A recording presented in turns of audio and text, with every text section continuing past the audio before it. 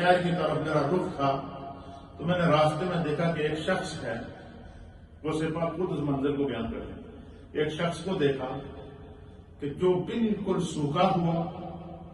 اس کے جسم کے اوپر صرف جلد ہے، سکن ہے، اس کے اندر ہڈیاں ہیں، ہڈیوں کے اوپر اس کی رگیں نظر آ رہی ہیں، اور اس کے جسم میں اتنی جان نہیں ہے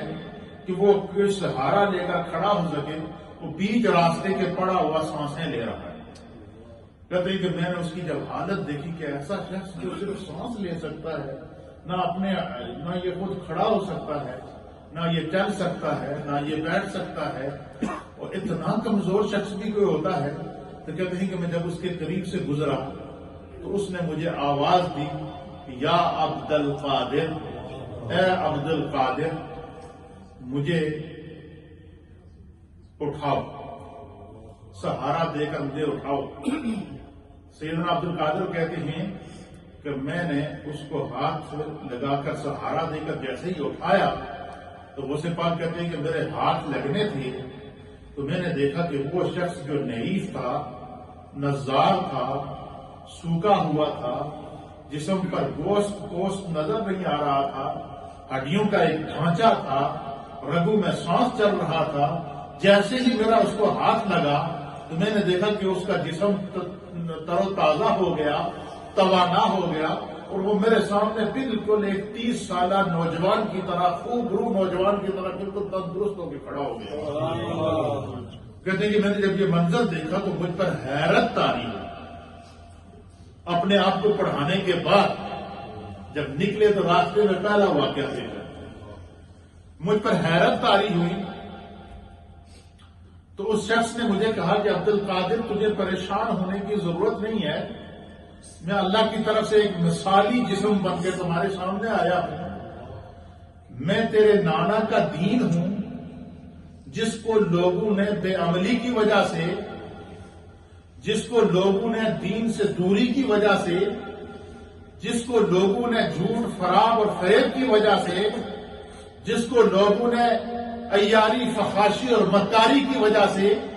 جس کو لوگوں نے سنت پر عمل کرنے کو چھوڑنے کی وجہ سے لوگوں نے اتنا کمزور کر دیا ہے کہ میں اپنے وجود پر کھڑا نہیں ہو سکتا تھا، تو تو نے مجھے سہارا دیا ہے۔ یہ خدا کی طرف سے تمہیں اشارہ ہے کہ تو محی الدین ہے، اب تو جس طرف جائے گا ادھر دین زندہ ہوتا جائے گا، دیندار پیدا ہوتے جائیں گے، جن کو تبلیغ کرے گا تمہاری گفتگو ان کے دل پر بھی اثر کرے گی، ان کے دماغ پر بھی اثر کرے گی، ان کی روح پر بھی اثر کرے گی، ان کے جسم پر بھی اثر کرے گی۔ سرکار غوث اعظم کہتے ہیں کہ میں نے خدا کا شکر ادا کیا، بغداد کی طرف روانہ ہوا، شہر بغداد میں پہنچا، جمعے کا دن تھا، مسجد بغداد کی جامع مسجد لوگوں سے کھچا کھچ بھری ہوئی تھی۔ کہتے ہیں کہ جیسے ہی میں سامنے آیا سارے لوگ کھڑے ہو گئے اور ہر ایک کی زبان پر تھا محی الدین آ گئے۔ اس سے پہلے محی الدین آپ کا لفظ نہیں تھا، پہلے سیر نے لکھا ہے کہ محی الدین کہتے ہیں دین کو زندہ کرنے والے کو، دین کے اندر زندگی ڈالنے والے کو، دین کے اندر حیات پیدا کرنے والے کو، دین کی کمزوریوں کو دور کر کے لوگوں کے اندر دینداری کو ڈال کر ان کے دین کو مضبوط کرنے والے کو محی الدین کہتے ہیں۔ تو کہتے ہیں کہ جب غوث اعظم کہتے ہیں کہ جب میں اپنی تعلیم حاصل کرنے کے بعد، اپنے آپ کو پڑھانے کے بعد، حاصل کردہ علم پر خود عمل کرنے کے بعد، جب میں 25 سال کا مجاہدہ کرنے کے بعد، جب 25 سال تک کے سلوک کے منازل طے کرنے کے بعد، 25 سال تک بے ریا عبادت کرنے کے بعد جب میں بغداد میں پہنچا تو ہر شخص مجھے محی الدین کہہ کر کے پکار رہا تھا۔ گویا کہ اہل سیر نے لکھا ہے کہ محی الدین کا لقب سرکار غوث اعظم کو یہ خدا کی بارگاہ سے عطا کیا یا بارگاہ مصطفیٰ سے عطا کیا۔ پھر کہتے ہیں کہ جب وہاں پہنچے، اب دیکھیے مجھے بتائیں آپ، ایک اجنبی شخص کو